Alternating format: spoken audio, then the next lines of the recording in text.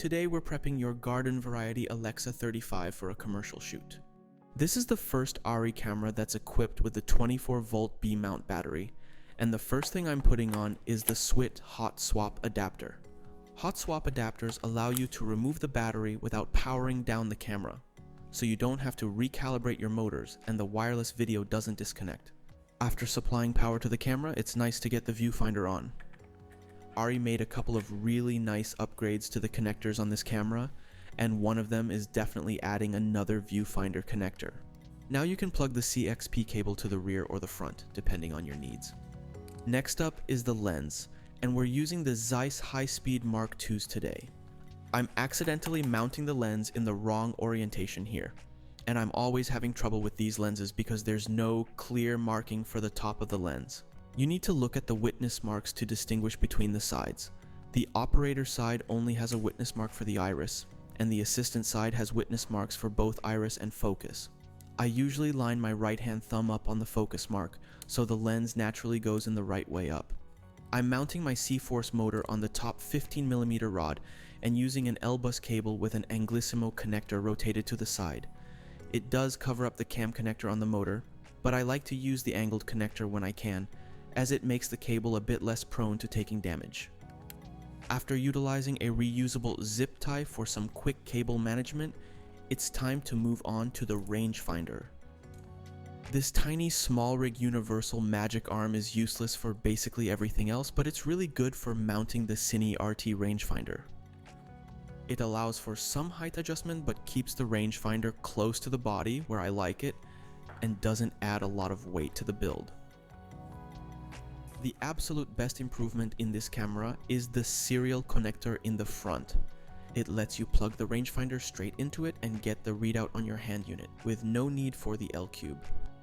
The serial connector has also been updated to the smaller 4-pin one instead of the larger 7-pin connectors the L-Cube and older cameras use.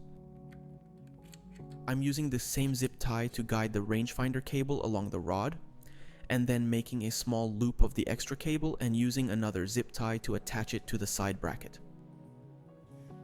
The rangefinder cables are always way too long, and I've been wanting to have a custom cable made for this length.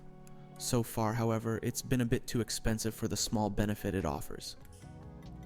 Here you can see me plug in the rangefinder cable to the new serial connector in the front. Now I'm moving on to wireless video. I'm still using the Bolt 500 series, as they've honestly been the most reliable set when transmission is needed for only short distances. I've used Bolt 4K and Bolt 6 systems, but I haven't seen enough of an improvement to justify the price difference. The newer generation Bolts also have a tendency to show compression artifacts in the image when the connection is bad.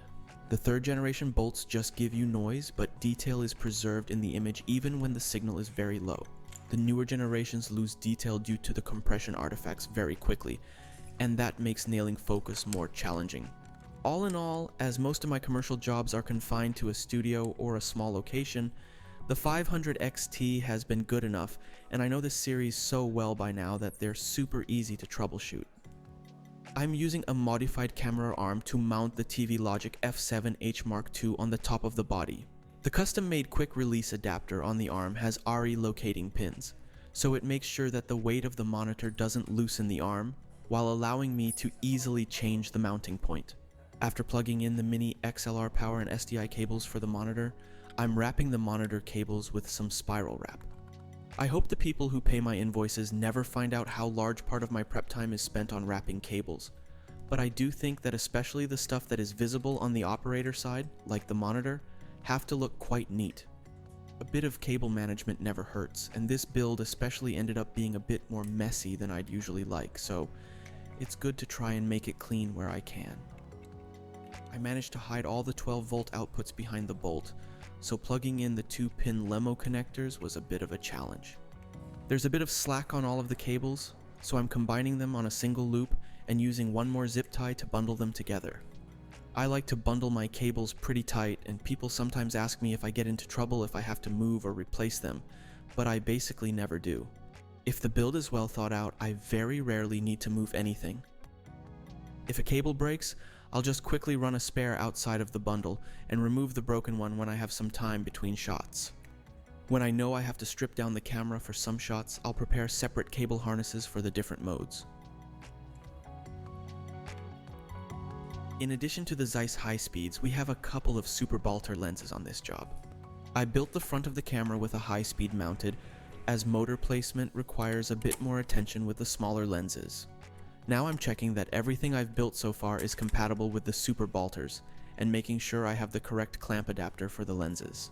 A clamp-on matte box can be used with the Super Balters, but the Mark IIs aren't happy with that much weight mounted on them, as the weight prevents the focus ring from turning. To use the matte box with the high-speed Mark IIs, I'm first changing the rear adapter to a 143mm clamp that accepts the RER2 138mm filter ring. The filter ring is actually made for mounting round filters, like a 138mm close-up diopter, but as it has a flexible donut, it can be used as a rear adapter for lenses that change length while focusing. To match the front diameter of the lenses, I screwed in an RER 480mm screw-in adapter, and then proceeded to add the LMB 4x5 swing-away tilt module to mount the matte box on the rods. As mentioned before, the Mark IIs change length when focusing, so it's important to set the distance of the matte box correctly when mounting it on the rods. I like to do it by first focusing close so that the lens is at its longest, and move the matte box as close as possible without the front of the lens touching the filter. I then move the focus to infinity, and make sure that no gap is formed between the lens and the matte box now that the lens is at its shortest. That's it for this video. I hope you found it interesting or entertaining. Bye for now and see you on the next one.